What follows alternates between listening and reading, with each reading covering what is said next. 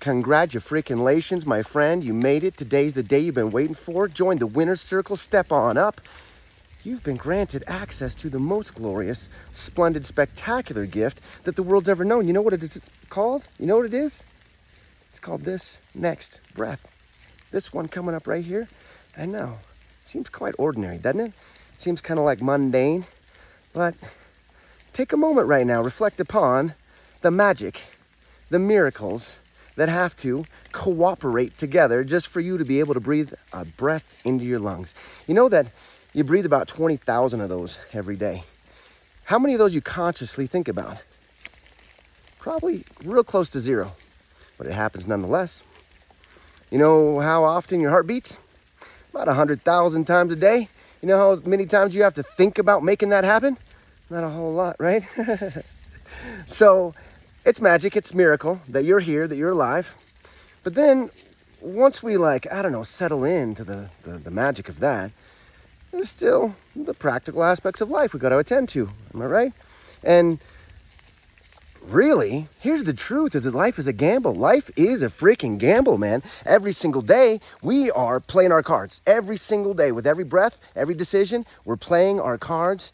But I think what's happened is that we've been distracted or led to believe that the rules of the game are different than they actually are, right? Because for most of my life, I was led to believe that it was risky to go out and work for yourself, to take upon that challenge, to take upon that risk, to do it all on your own. And it was much better, much safer to just place that risk upon a corporation, for instance, or something like this, where all that was necessary for me to do was punch a clock, make sure I was in there on time and not getting fired, and then I'll get my paycheck, right?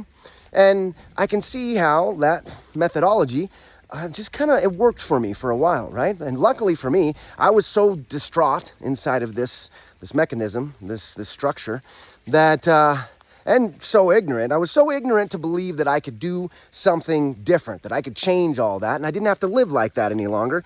And I was, just silly enough to believe that I could pull it off, man. So I went for it, and I did it. And what I've learned is that that's not actually true.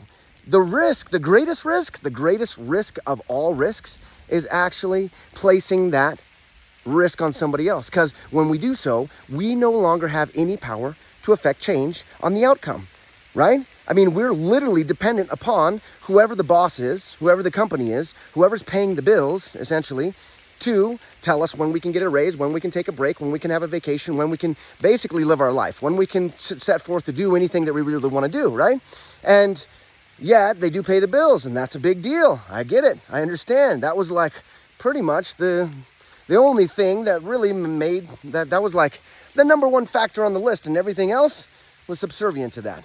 What I've learned is that it doesn't actually have to be that way. Now, we can actually have freedom, the freedom of doing it all for ourselves,